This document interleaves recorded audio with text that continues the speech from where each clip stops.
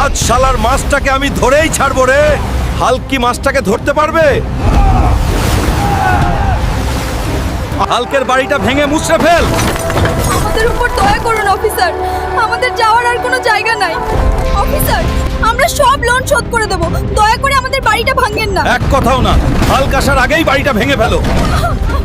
বাবা, পুলিশরা আমাদের বাড়িটা ভেঙে দিচ্ছে, তুমি জলদি চলো।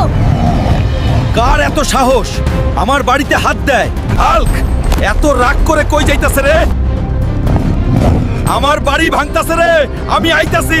হাল্ক হাল্ক, তুমি একটা কিছু করো, ওরা আমাদের বাড়িটা ভেঙে দিচ্ছে। চিন্তা করো না, আমি দেখতাছি।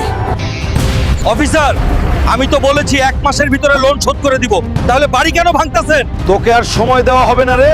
অফিসার, আর একটা দিন সময় দেন, আমি সব লোন শোধ করে দেব। ঠিক আছে, তোকে আর একদিনের সময় দেওয়া হলো। এই একদিনে কি করবি কর। এই মাছটা আজকে বাজারে বিক্রি করে বাড়ির সব লোন শোধ করে দিব। ঠিক আছে, বাজারে যাও, জলদি বাড়িতে আইসো। ওরে বাপ রে, হাল্ক এটা কি আনলো রে বাজারে? কাকু, এই মাছটা আজকে বিক্রি করব, ভালো দাম দিলে আপনার কাছেই দিব। এবার মাছটা কাঁধে তুলে দে রে হাল্ক। বাড়িতে নিয়ে কাকির সাথে মজা করে মাছ ভেজে খাও, যাও। হাল্ক গেল বাজারে মাছ বিক্রি করতে, মাছ বিক্রি করে টাকা আনতে পারবে কিনা।